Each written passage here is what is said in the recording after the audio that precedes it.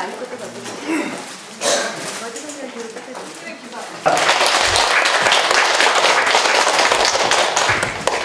오늘 말씀드릴 것은 주로 근로기준법 중심으로 해서 우리 청소년, 그러니까 청소년이라고 뭐 노동법에 뭐 이렇게 특별하진 않아요. 다 근로자처럼 이제 보호를 받기 때문에 청소년의 어떤 노동권에 대한 보호 이게 어떻게 되고 있는지 주요 사안별로 좀 설명을 좀 드리겠습니다. 그 전에 오늘 내용은 뭐 이렇게 하고요. 이 목차, 이 제목은 일단 경기도교육청의 노동인권 교재를 만드는 것을 감수를 했습니다. 그래서 아마 이제 교육청 차원에 처음으로 시도되는 건데 그 내용 중심으로 해서 이렇게 설명을 좀 드리도록 하겠습니다. 일단 요즘 청소년들이 노동자 하면 어떤 생각하는지 좀 재미난 조사가 있었거든요. 볼까요? 청소년들 노동자는 뭐뭐다 이렇게 물음에 뭐 일개미, 못 배운 자, 뭐 힘들다 뭐 이런 식으로 노동자는 뭐 이렇게 좀 재미있는 게 득이 없다. 노동자라고 하면 득이 없다. 뭐 거지이다. 뭐 외국인이다. 예, 굉장히 그냥 부정적인 단어들로 이렇게 생각을 하는 거죠. 심지어는 장애인까지. 예. 이게 이제 경기 평택 비정규노동센터에서 이제 초중고, 중학교, 고등학교 학생들 대상으로 선조사하는 건데요. 굉장히 좀 왜곡된, 지금 노동이라는 게 굉장히 신성하고 굉장히 중요한 동목임에도 이렇게 좀 부정적인 인식을 하고 있다. 이게 아마 교육의 문제인 것 같습니다. 이게 또 방송이나 언론에서 비춰지는 노동자 하면 뭐 이렇게 좀 부정적인 이미지로 계속 씌워지기 때문에 이런 부분이 결국은 다 노동자거든요. 우리 학생들 커서 뭐 일부 사용자 될 수 있겠죠. 뭐 아버지 잘 만나서 뭐 2세, 3세 되면 그럴 수 있겠지만 이런 인식인 것 같아요. 그리고 광주 청소년 노동인권 의심 및 교육 실태조사에서도 노동자의 개념 이해를 거의 못하고 있고 거부감을 한 90%, 88.6% 청소년이 부정적으로 생각하고 있다는 거죠. 이게 이제 청소년 유니온이라고 있습니다. 뭐 여러 유니온이 많죠. 근데 이 청소년 유니온이 이 기자회견 때 이런 내용 조사에 대해서 한번 얘기한 적이 있어요. 그러니까 최저임금 위반이 50.7%에 해당한다. 청소년이 주로 하는 게 알바, 그렇죠? 편의점 알바, 뭐 이제 이런 쪽이 주유소 알바 이런 쪽이 많은데 지금 최저임금이 얼마죠? 5,580원. 예. 내년에는요? 6,300원. 그렇죠. 잘 알고 계시죠. 예. 그런데 이렇게 위반이 돼 있고 근로계약서 미작성률도 77.8%. 거의 대부분이 근로계약서 작성. 지금은 근로계약서 작성 안 하면 바로 과태료 처분이거든요. 그래서 근로계약서 미작성하고 있고 유급휴일 수당 미지급도 70.8%. 이렇게 알바라 하더라도 일주일 만근을 하면 하루에 유급휴가를 줘야 돼요. 그러니까 뭐는 쉬는데 일요일 쉬는데 그 일요일에 임금을 줘야 됩니다. 하루치. 안 그러잖아요, 그렇죠? 그냥 일한 것만 주죠. 시간당 뭐 5,000원 해서 그렇지 않다는 거죠. 이제 이런 위반이 굉장히 많은데 그걸 잘 인식하지 못하고 있다. 그리고 이게 교육에 되게 중요한 것 같아요. 그러니까 고등학교 재학 때 노동인권 교육을 받아본 청소년과 아닌 청소년의 차이가 엄청 많이 난다는 거죠. 그리고 14.6%는 전혀 그런 교육을 받은 게 없고요. 일단은 학교에서 왜 이 노동인권을 가르치지 않느냐. 사실은 되게 중요한데. 그리고 사실은 사용자가 된다 하더라도 잘 만나서 부모를 잘 만나서 아니면 뭐 능력이 있어서 사용된다 하더라도 노동법을 알아야 돼요. 왜냐하면 사용자가 노동법을 위반하는 경우가 대부분 몰라서 이런 경우가 많습니다. 내가 이 법을 위반하는 거였으면 내가 왜 했겠냐 이런 거거든요. 대부분이 몰라서이기 때문에 여전히 뭐 노동자로서뿐만 아니라 사용자도 노동법에 대한 노동인권에 대한 교육은 받을 필요가 있는 거죠. 네, 청소년 노동 시 부당 대우가 10명 중 4명. 아까 말씀 근로계약서 미작성이 가장 많고요. 참 재미있는 게 부당한 처우를 받았다. 뭐 성인들도 마찬가지입니다. 제일 많이 하는 게 뭐죠? 에이 그만둬. 사표. 네. 에이 더러워서 뭐 이런 굉장히 좀 안 좋은 해결 방식으로 간다는 거죠. 대부분 부당행위 근로계약서 미작성, 임금 삭감 및 체불, 그다음에 산재 미가입, 최저임금 위반, 주로 아주 핵심적인 내용들을 위반하고 있더라. 그런 이제 부당한 처우를 받는 청소년이 많다는 겁니다. 제가 보기에는 아마 지난번 강사님이 여기 계신 분이죠? 그렇죠? 청소년, 예, 예. 이 필요성은 제가 보기에는 뭐 한번 읽어볼까요? 기도문 했듯이 다 같이 시작.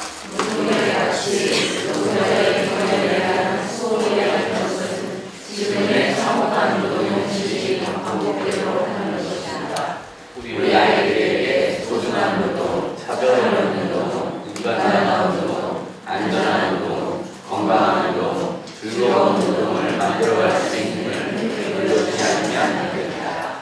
법이 보장하고 있는 최소한의 권리라고 주장을 하시고 문제를 해결해 나갈 수 있는 능력을 길러줘야 합니다. 그 힘은 바로 노동인권 교육부터 나옵니다. 네, 아마 우리 위원회가 이 교육을 이렇게 강좌를 만든 것도 다 그런 취지가 아닌가 생각합니다. 본론으로 들어가서요. 일단 그 노동법의 적용 범위, 노동자가 뭔지, 사용자가 뭔지 좀 먼저 살펴보겠습니다.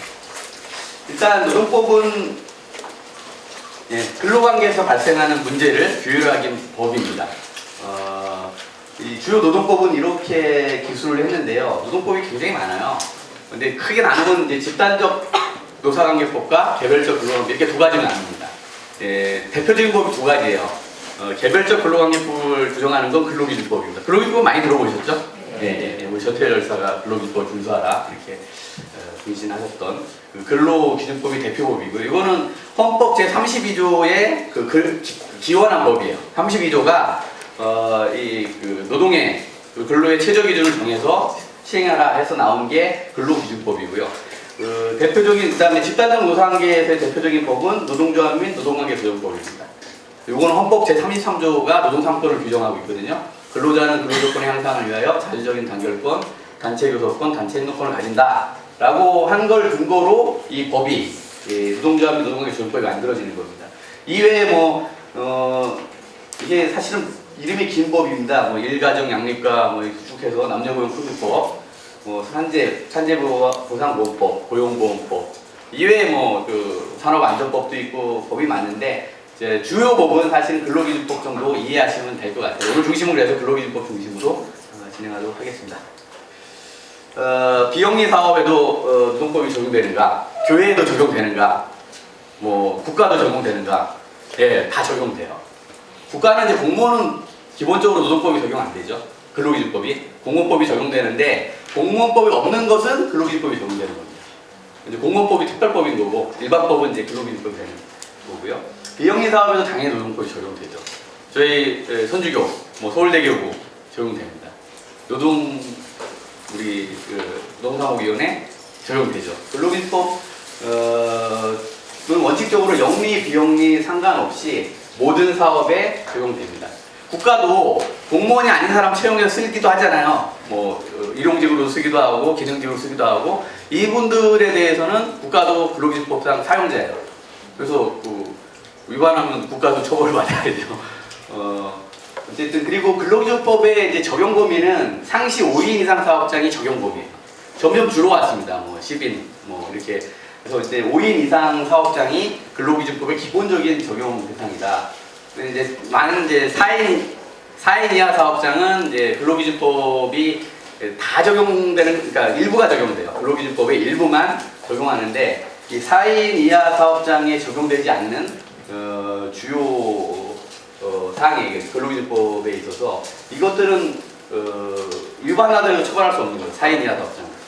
이제 청소년 노동이 굉장히 많을 수 있는 게 이런 4인 이하 5인 미만 사업장일 가능성이 크거든요. 그래서 이 5인 이하와 관련돼서는 그 기준을 잘 아실 필요가 있고요. 뭐냐면 시간의 근로, 연장, 휴일, 야간 근로에 대한 가산임금 지급 의무가 없어요.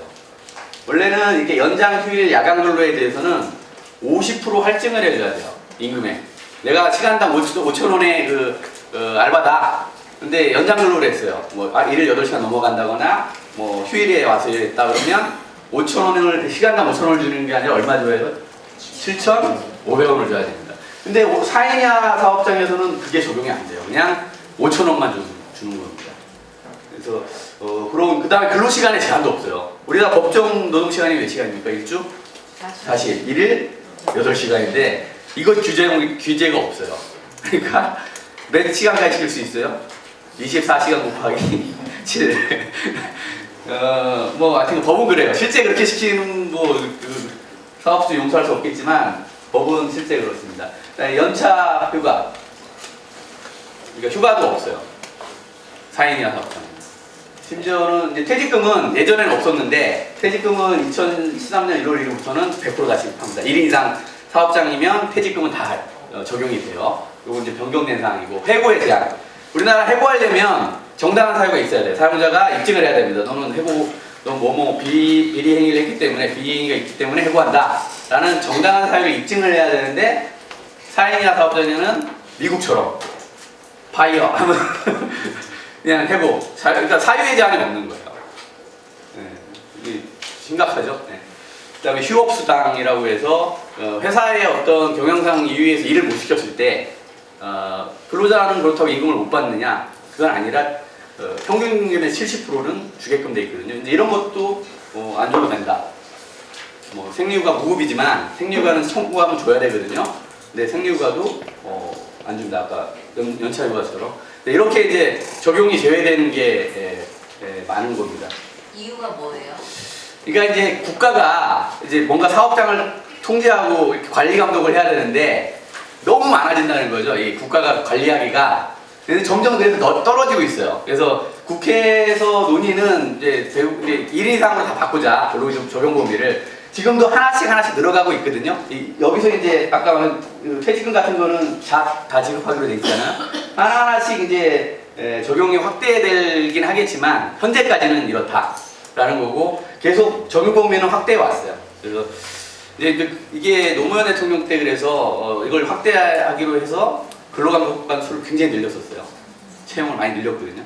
그런 게 다 반영이 돼야 되는 거예요. 법만 만들어 놓으면 실제 아무 소용이 없어요. 와서 누군가 규제하고 관리하고 감독해야지 지켜지잖아요. 근데 그게 안 따라가니까 이제 그런 문제도 있는 것 같아요.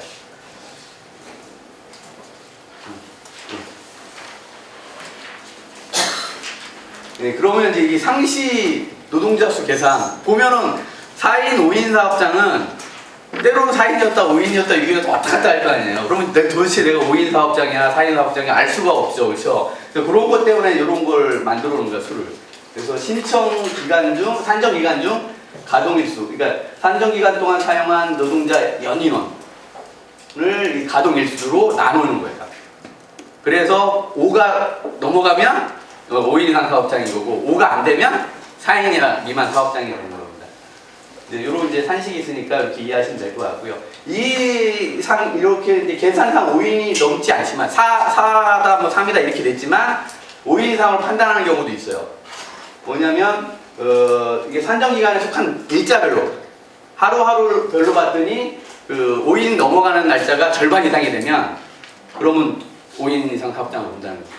요런 게 각자 실무에서는 되게 중요해요. 그냥 그 다음에 계산상 5인이 넘지만 이렇게 산정을 해가지고 5인 이상으로 판단 않고 4인 미만으로 판단하는 경우도 있어요. 그러면 아까 말한 대로 날짜별로 봤을 때 5인이 안 되는 날짜가 반수가 넘어가면 그러면 실제 5로 넘어가서도 이 4인 미만 사업장을 본다는 거죠. 대충 이해하시죠? 네. 네. 그리고 이제 상시 노동자 계산에서 이 연인원에 들어가는 범위는 직접 고용되는 노동자는 다예요. 뭐 알바, 뭐 비정규직, 계약직 이건 다 포함이 되는데 간접 고용 근로자는 아닙니다. 파견이나 용역 이렇게 직접 고용이 아닌 노동자는 포함이 안 되고요. 그다음에 해당 사업 친족 이외에 노동자 한 명이라도 있으면 이 친족까지 다 포함합니다. 왜냐 이게 왜 나오냐면 뒤에 근로기준법의 적용 제외 사업장 중에 하나가 동거하는 친족으로만 구성된 사업장은 근로기준법 적용이 안 돼요.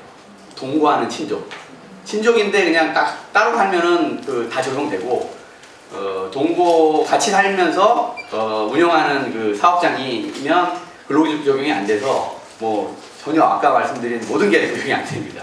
그러니까 부부, 아들, 뭐 할머니, 할아버지 이렇게 해서 운영한다. 그러면 임금체불 맡겨도 되고, 근로시간도 제한도 없고 그렇습니다. 근데 이 중에 한 명이라도 다른 외부인을 입사시켰어요. 그러면 전체가 다 적용됩니다. 한 사람이라도 딱 오로지 동거하는 친족만으로 구성했을 때 근로기준법 적용. 왜냐하면 가족끼리인데 뭐 법 적용이냐 이런 취지겠죠. 포함되지 않는 건 아까 말씀드린 대로 파견, 용역, 간접고용 노동자고 노동자가 아닌 자, 뭐 자원봉사자 이런 건 당연히 뭐 노동자에 포함이 안 되는 겁니다. 근데 이제 연차휴가 적용 시 이게 판단인데요. 연차휴가는 5인 미만이면 없다고 그랬죠? 4인 이하 사업장 없고 5인 이상 있는데 이게 왔다 갔다 했을 때 어떻게 보느냐예요. 근데 어쨌든 그 1년을 만근해야 그 다음에 15일에 휴가가 생기는 거거든요. 근데 한 달이라도 이 요건에서 4일 미만으로 떨어지면 1년치 자체가 발생합니다. 그냥 1년 내내 5인 이상이 유지돼야 연차휴가는 발생한다. 이렇게 보시면 될 것 같습니다. 근데 단 이 예외가 이게 뭐냐면 이 최초 연차휴가 법 제정할 때는 1년 동안 휴가가 없었어요. 왜냐면 1년 만근해야 열차석기가 생기니까 너무 불합리하다로 1년 동안 휴가 없이 쓰라는 거냐. 그런데 만약에 이제 1년 안에 쓰면 내년에 그러니까 2년 이상 근로하게 되면 내년에 발생할 것에서 감합니다. 15일 생긴 거에서 차감을 하는 거예요. 어쨌든 1년, 그러면 1년만 딱 근로하는 사람은 연차휴가 아예 없는 거냐 그래서 수정을 해요. 이 경우 1년 미만 근로계약을 정하는 경우는 월차가 부활합니다. 그래서 한 달 만근하면 하루에 휴가가 생겨요. 그러면 이제 1년 근로계약을 했다. 1년짜리. 그러면 연차휴가 몇 개 발생할까요? 그러면 15개예요. 1년 만근하면은 퇴직하더라도 연차휴가 수당 15개를 줘야 돼요. 근데 11개월 했다. 그러면 몇 개 발생합니까? 11개죠. 네. 좀 악용하는 사업장이 있어요. 근로계약을 어떻게 해요? 1월 1일부터 12월 30일. 그러면 이제 휴가가 확 줄고 모두 발생하네. 퇴직금도 발생합니다. 네. 그렇게 악용할 수도 있습니다. 이런 거 면밀히 좀 잘 봐야 될 것 같아요. 이게 이제 아까 이제 근로기준법 적용의 그 예외로 동거하는 친족만으로 구성된 사업장 사업장은 근로기준법 적용이 없다. 또 하나가 가사사용인, 파출부 있죠. 간병인. 이게 뭐죠? 이건 직접 고용하는 거죠. 이 경우는 근로기준법 적용이 없는 겁니다. 파출부는. 아까 뭐 임금이나 뭐 퇴직금이나 휴가나 없어요. 왜냐면 가정에서 직접 고용해서 이렇게 쓰는 거여서 없는데 ILO라고 있죠. 국제노동기구에서는 이 가사사용인도 노동법 적용을 해야 된다라는 입장입니다. 그래서 예전에 노동부 장관이 우리도 그렇게 검토하겠다고 했는데 아직은 이게 법이 바뀌어야 되는 거니까.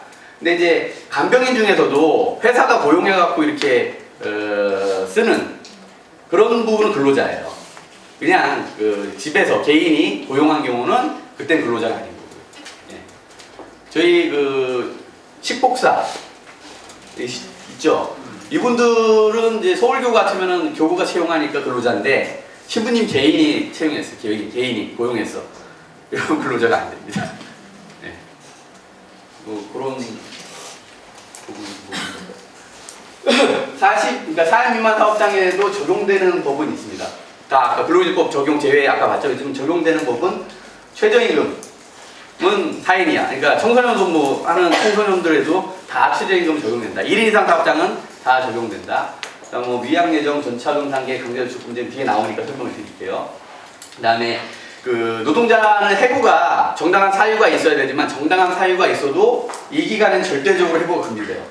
뭐냐면 산전후 휴가 기간, 그다음에 산재당해서 요양 중인 경우, 그다음에 산전후 휴가 기간하고 휴가 만료 후 30일간은 절대적 해고가 금지돼요. 어떤 사유로도. 다쳐가지고 치료돼서 복귀하는 경우도 30일간은 해고할 수가 없어요. 일단은. 근데 요거는 적용이 된다는 겁니다. 4인 미만이어도. 해고는 자유로운데, 그렇죠? 사유는 자유로운데 요건 지켜야 되고, 해고는 자유로운데 해고 예고 수당을 줘야 돼요.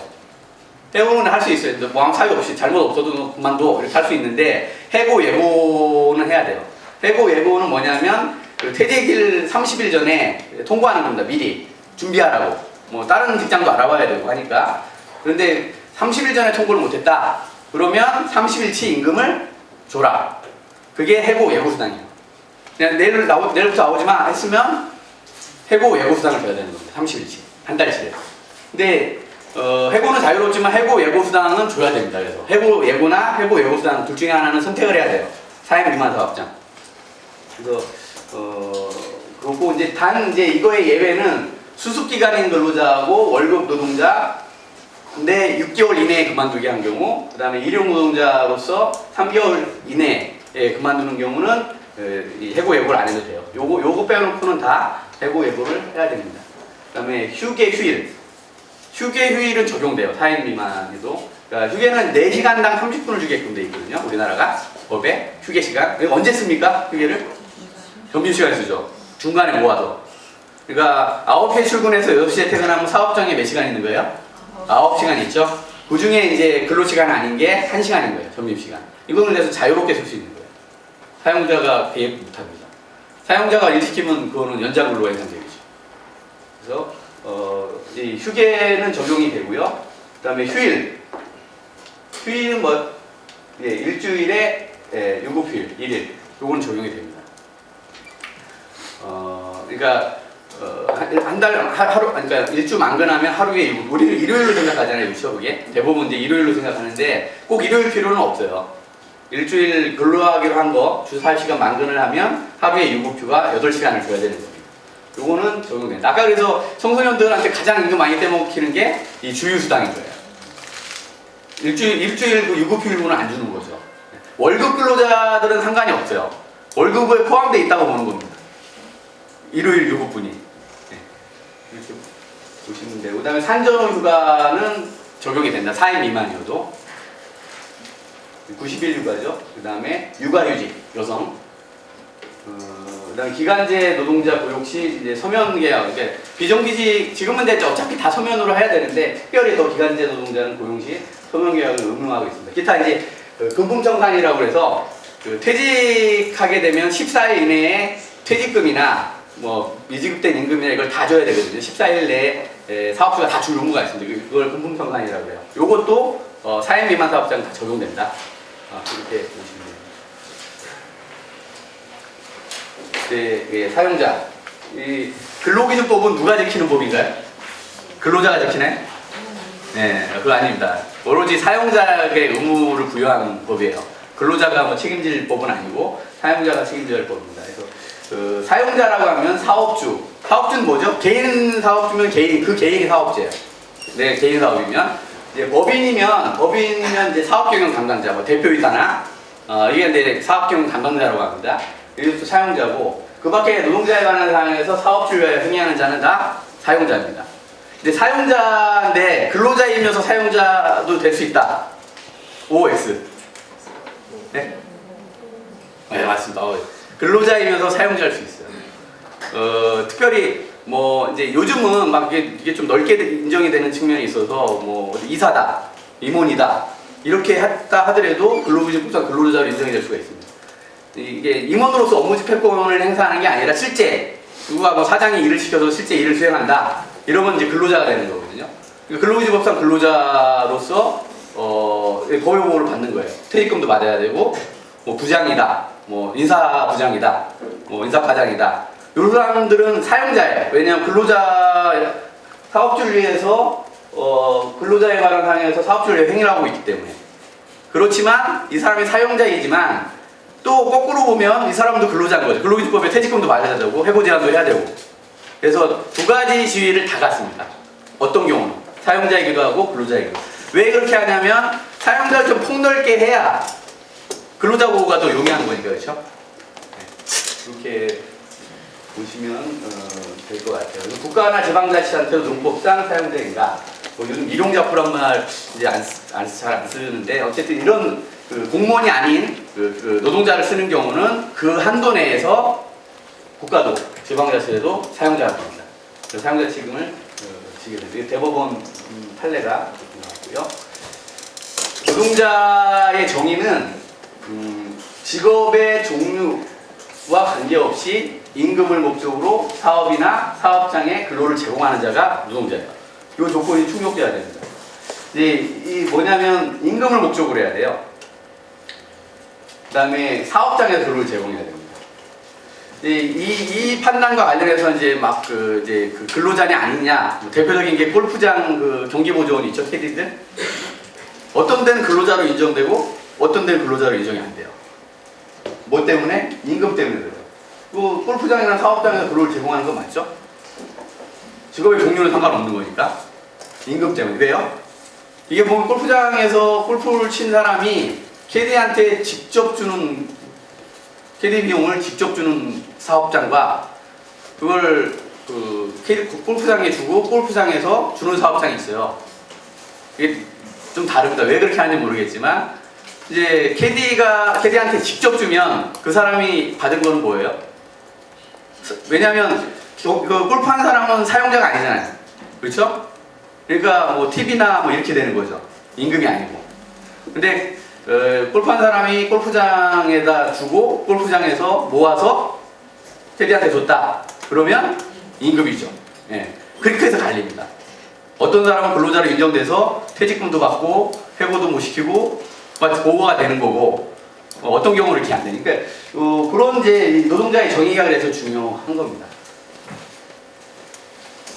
요거 이렇게 보시면 될 것 같고요. 자원봉사자에서 일부 식대와 교통비를 지급받는 경우도 노동자일까? 순수하게 자원봉사자라면 사실은 임금 목적이 아닌 거잖아요. 그러니까 이제 노동자를 볼 수는 없는데 자원봉사자라는 게 외피만 실었을 뿐 실제 일을 임금을 목적으로 시킨 거다라고 하면 그 노동자가 되는 거죠. 그냥 이 명칭이 중요하지 않습니다. 노동법은 실질이 중요해요. 실제가 어떻게 했느냐가. 그래서 일단 원칙은 아니다. 노동자가 아닌데 이런 명칭으로 쓰지만 실제 뭐 노동자인 경우는 노동자로 간주가 됩니다. 두 번째 장은 이제 여성과 소녀의 머리가 우리 청소년이니까 보도록 하겠습니다. 연소 노동자의 보호예요. 이게 최저 취업 연령에 제한이 있습니다. 만 15세 미만자는 원칙적으로 노동을 못해요. 노동자로 사용하지 못해요. 만 15세. 중학교에 재학 중이면 18세 미만자까지 포함합니다. 중학교에 재학 중이면 못 시키는 거죠. 그 다음에 만 13세에서 15세의 경우는 고용노동부 장관으로부터 취직 인허증을 발급 시 근로가 가능해요. 고용노동부 장관. 단 예술공연 참가를 위한 경우는 만 13세도 가능합니다. 예술공연 뭐 뭔지는 모르겠지만 근데 이제 그 TV에 보면 아역 배우들 많잖아요. 다 노동법이고 아니죠. 못 시켜요. 일하고 돈을 부모가 가져가겠지만 원래는 못 시킵니다. 이게 만 13세 미만자는 아예 불가능함에도 그냥 이렇게 그걸 이제 이걸로 볼 수 있느냐 예술공연 참가 그 아역 탤런트는 그렇게 안 보이거든요. 이거에 대해서 문제 제기를 아무도 안 하더라고요. 고용노동부 담당자한테 물어봐도 나 몰라 이렇게. 근데 아마 그 아역 중에서도 돈 많이 버는 사람 꽤 많을걸요. 유명하면. 그렇죠? 그리고 노동법에 사각지대인데 그 다음에 연소자 증명서를 비치해야 됩니다. 만 15세에서 18세 고용할 때는 그 가족관계 기록상에 대한 증명서와 친권자 또는 후견인의 동의서를 사업장에 비치해놔야 돼요. 어쨌든 학교 다니고 있어야 되는데 일하는 거니까 제한을 좀 두는 겁니다. 미성년자의 근로계약은 이게 그 뭐죠? 요번에 대입 시험에 나온 문제예요. 미성년자 근로계약 할 수 있느냐? 할 수 있죠. 친권자나 후견인이 미성년자의 근로계약을 대리할 수 없습니다. 원래는 미성년자는 법적 권한이 없잖아요. 능력이 없잖아요. 뭐 계약을 체결했어도 무효입니다. 근데 근로계약은 체결이 가능해요. 그리고 대신해 줄 수 없어요. 친권자나 후견이나 법정 대리인이 근로계약을 대신해서 강제 노동시키는 거잖아요. 그러니까 없고 친권자 후견인 또는 노동부 장관은 근로계약이 미성년자에 불리하다고 인정하는 경우는 해지는 가능해요. 그 다음에 만 18세 미만자의 경우에는 근로조건을 서면으로 명시해서 교부를 해야 된다. 그 다음에 미성년자 임금 청구 법률적 능력은 없지만 이 부분 인정합니다. 미성년자는 임금 청구 가능합니다. 체불. 내가 못 받았어요. 그러면 고용노동부에 신고하면 받을 수가 있습니다. 독자적으로 임금을 청구할 수 있다. 미성년자 하더라도 볼 수 있고요. 연소노동자의 근로시간 특례인데 우리가 1일 8시간, 일주 40시간이 일반적인 그 근로자의 노동자의 근로시간입니다. 근데 좀 줄었죠. 1일 7시간, 일주 40시간. 연장 근로시도 1일 1시간으로 제한이 돼요. 일주에 6시간 이상 못 시키고. 연장 근로도 제한이 된다. 연소노동자와 관련해서는. 그다음에 야간 근로와 휴일 근로가 제한됩니다. 그러니까 야간 근로로 하면 몇 시부터 몇 시가 야간 근로일까요? 밤 10시부터 6시 그렇죠. 네. 이게 50% 할증되는 시간이에요, 이게. 그 다음에 만 18세만 자의 동의 후 노동부 장관 인가시, 그러니까 고용노동부의 인가를 받으면 이제 시킬 수 있죠. 원칙적으로는 금지고 이런 경우는 이제 시킬 수 있는. 연소노동자에게는 사용이 금지되는 이제 영역이 있어요. 갱내근로 뭐죠? 탄광. 네. 원래 이 탄광이 산업화 시대에는 이 연소자 노동의 가장 대표적으로 쓰인 곳이에요. 체구가 작으니까, 그렇죠? 불을 좀 작게 파도 석탄을 캐낼 수 있거든요. 어쨌든 갱내근로 역사가 있는 거죠. 탄광은 못합니다. 그다음에 이 보건상 위험한 사업에는 사용이 금지되고요. 쭉 있습니다. 이거 다 이해할 텐데 이 보면 이 브로모프로판 처음 들어보죠. 예. 이게 반도체 이쪽에서 이게 사용하게 되는 게 녹 같은 거 제거하고 뭐 이런 건가 봐요. 근데 이게 우리나라에서 유일하게 발견이 됐어요. 외국에서는 이걸 쓰는데 문제가 없었어요. 뭐냐면 이게 이제 성 이쪽에 영향을 주나 봐요. 이렇게 뭐 불임이나 뭐 이게 이런 쪽을 유발하는데 우리나라에서만 이걸 사용하는데 근로자들이 막 집단적으로 걸리는 거예요. 그러니까 원래는 이걸 사용할 때는 이제 이 제약 조건이 있대요. 외국에서는 이렇게 기계 설치에. 근데 우리나라는 그냥 사람이 손으로 막 하는 거야. 급하니까, 그렇죠? 그래서 전 세계에서 이렇게 발병이 안 되다가 우리나라만 발병된 케이스가 돼서 이건 특별히 더 금지하고 있습니다.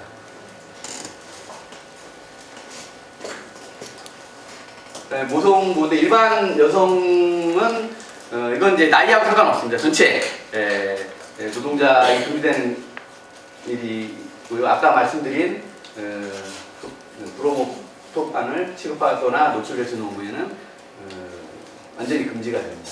갱내 근로 금지가 되고 생리휴가는 이제 5인 이상 사업장에만 주는. 그래서 이게 잘 사용이 안 되죠. 생리휴가가 폐지되면서 이게 왜 폐지가 됐냐면 주 44시간 법정 시간에서 주 40시간으로 법 개정되면서 일부를 바꿉니다. 이게 근로시간 주니 휴가도 줄이고 월차 없애고 등등 하는데 갑자기 뜬금없이 이제 생리휴가까지 무급화해버리죠. 그래서 이제 실제 쓰면 어떻게 돼요? 하루에 임금을 월급에서 까버립니다. 그러니까 사용을 안 하게 돼요. 무급이 있고요. 임산부도 특별히 이제 보호를 합니다. 전 사업장에 적용되는데 금지 직종 노동부 이제 시행령으로 금지를 하고요. 시간의 근로 제한됩니다. 임산부는 시간의 근로가 이렇게 일단 산후 1년이 지나지 않으니까 산후 1년이 지나지 않은 것까지 임산부라고 하거든요. 1일 2시간, 일주 8시간, 1년에 105시간 한도 내에서만 시간의 근로가 허용되고요. 휴일, 그러니까 야간과 휴일 근로는 원칙적으로 금지예요. 근데 다 하죠. 실제 하고 있는데 되려면 임신 중인 여성은 노동자의 명시적인 청구와 노동부 장관의 인가가 있어야 돼요. 그 다음에 산후 1년이 지나지 않은 여성은 노동자의 동의와 노동부 장관의 인가가 있어야 돼요.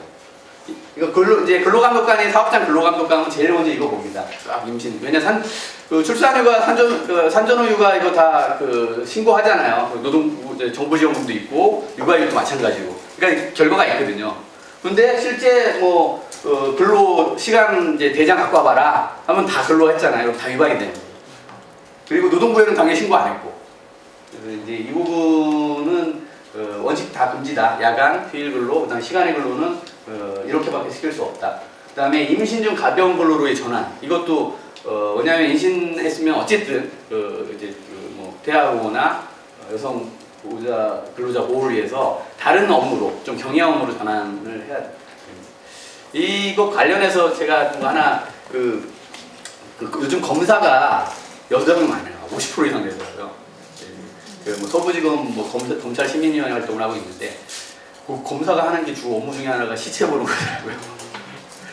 그 에러를 얘기하더라고요. 이게 임신했는데 다 해서 자기가 도장 찍어야 처리가 되니까 이런 경우 어떻게 전환 좀 다른 업무로 전환 안 되냐고 물어보더라고요. 아유, 참. 어쨌든 임신 중에는 가벼운 근로로 전환할 의무가 있는데 잘 되는 것 같지는 않아요. 그 탄력적 근로시간제라고 해서 탄력적 근로시간제는 이제 이런 겁니다. 우리 아까 법정동 시간이 1주 40시간이라고 했잖아요.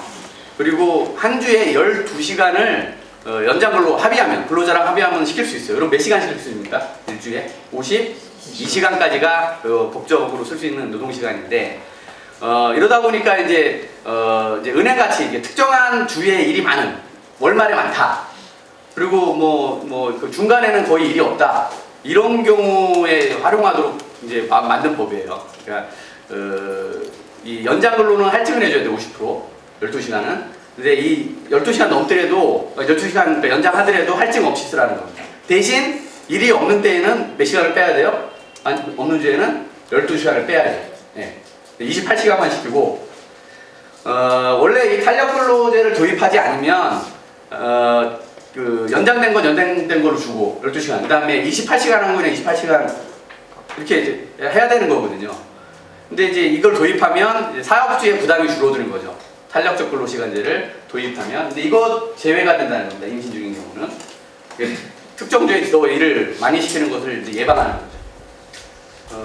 산전후 휴가 및 유서산 휴가 부여해서 이게 계속 늘어났어요. 예전에는 뭐 이게 11주 이내는 없었는데 지금 11주 이내도 5일을 줘야 돼요. 하루, 그러니까 딱 임신했다가 하루 만에 유사한데도 5일은 휴가를 부여해야 됩니다. 네. 그 다음에 28주 이상이면 똑같은 90일이죠. 산전후 휴가가 되고요. 지원금은 이제 대기업은 옛날엔 60일이었어요. 산전후 출산 휴가가. 근데 이게 이제 30일로 늘면서 이 30일분은 이제 국가가 주겠다 이렇게 된 거고, 우선 지원 대상 기업이라고 해서 이제 각 규모별로 중소기업, 각 업종별로 중소기업 범위가 있거든요. 거기에 해당되면 다 국가가 줍니다. 90일치를.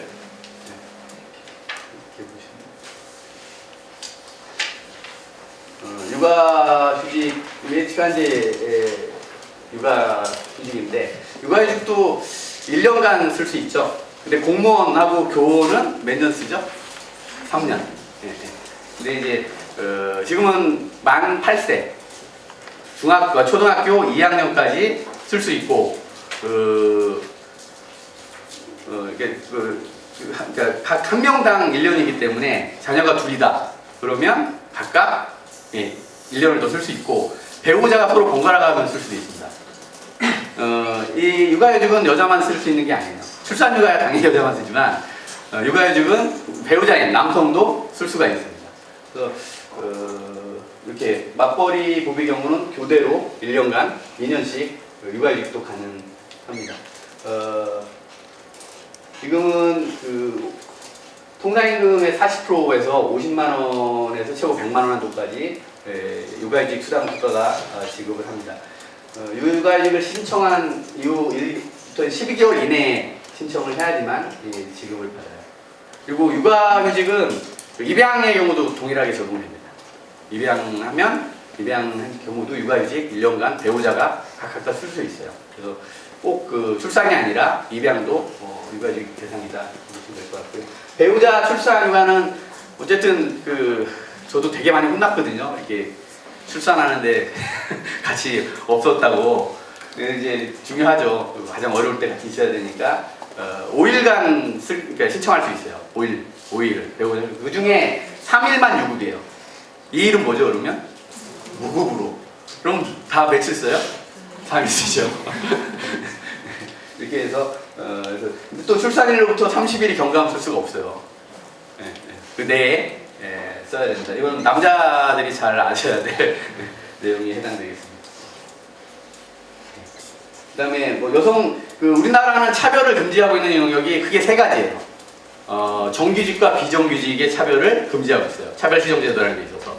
그 다음에 남성과 여성을 차별하는 경우는 그걸 또 금지하고 있습니다. 또 뭐가 있을까요? 연령, 나이로 인한 차별을 또 금지하고 있어요. 요즘 정년퇴직하고 공무원 시험 보는 사람이 있다는 얘기가 있습니다. 정년퇴직하고 공무원 시험 봐서 공무원도 이제 정년 이렇게 입사 이 나이 제한 이거 다 폐지됐거든요. 그래서 그렇게 세 가지가, 그러니까 정규직과 정규직은 그런데 차별해도 법률로 제한할 방법은 없어요. 같은 일을 해더라도 임금을 다 해준다. 정규직과 정규직은 없어요. 정규직과 비정규직, 남자와 여자, 그 다음에 나이. 이런 것들은 왜냐하면 다 차별받았다고 오는데 다 구제가 되는 게 아니거든요. 그 내용을 좀 아셔야 될 것 같고, 직장 내 성희롱 예방, 뭐 이제 연 1회 이상 시켜야 되거든요.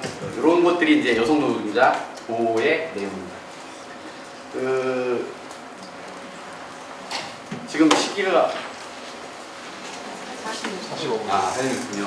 그럼 여기까지만 하고 10분간 쉬고 다시 하도록 하겠습니다. 네. 단시간 노동자라고 하면은 어떤 게 단시간 노동자일까요? 그냥 법정 노동 시간이라는 게 있고요, 소정 노동 시간이라는 게 있어요. 소정 노동 시간은 뭐냐면 법정 노동 시간 내에서 사업장에서 정한 근로 시간이에요. 보통은 대부분이 그냥 법정 노동 시간을 소정 노동 시간으로 하겠죠, 그렇죠? 근데 이제 옛날에 일부 외국계, 지금도 그렇지만 소정 근로 시간 짧은 데가 35시간 일주에 이런 경우가 꽤 있습니다. 그리고 9 to 5라고 그러죠. 외국에서는 근로 시간을 9시에서 몇 시에 끝나는 거예요? 5시에. 중간에 1시간 이제 이런 휴게 개념이 없는 거예요. 그러니까 여전히 외국계 기업이 들어오면서는 그걸 적용했어요. 그리고 한국엔 휴게 시간이라는 게 있더라. 그래? 그럼 1시간 점심시간. 그래서 그 사업장은 일일 몇 시간이에요?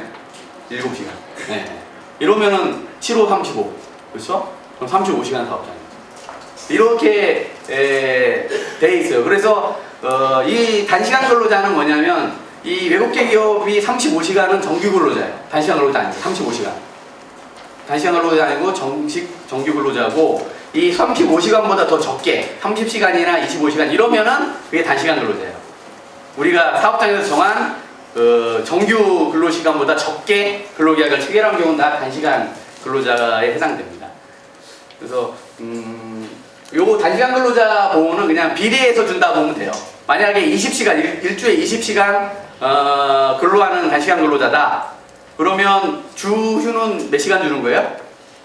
8시간이 아니라, 그러니까 유급휴일 4시간치를 주는 거예요. 비례해서. 휴가도 그만큼 비례해서 다 준다. 이렇게 보시면 돼요.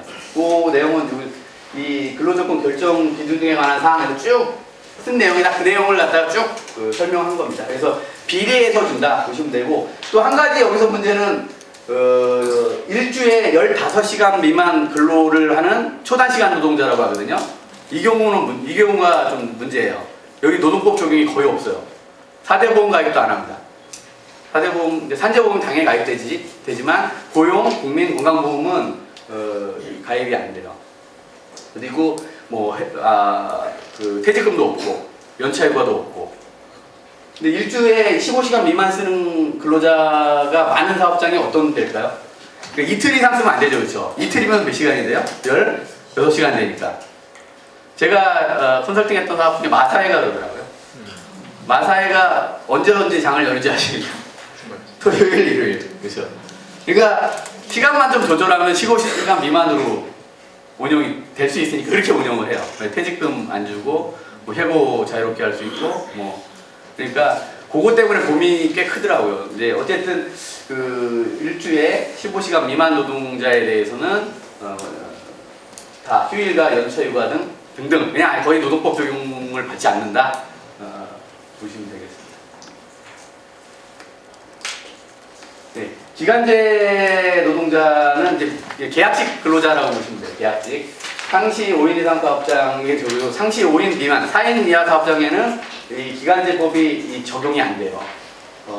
대표적인 게 우리가 2년 이상 근로를 계속하면 어떻게 된다? 뭐가 된다? 정규직이 된다. 이렇게 알고 있죠, 그렇죠? 기간제 근로자가 2년을 하루라도 초과하면 뭐가 된다? 정규직이 된다. 이렇게 알지만 사실은 이제 무기계약직으로 전환되는 거예요. 그 2년이 지나면 근로계약 기간을 정해놨다 하더라도 해고할 수 없다는 거예요. 해고의 정당한 사유가 정식 근로자와 마찬가지 있어야지만 해고를 할 수가 있습니다.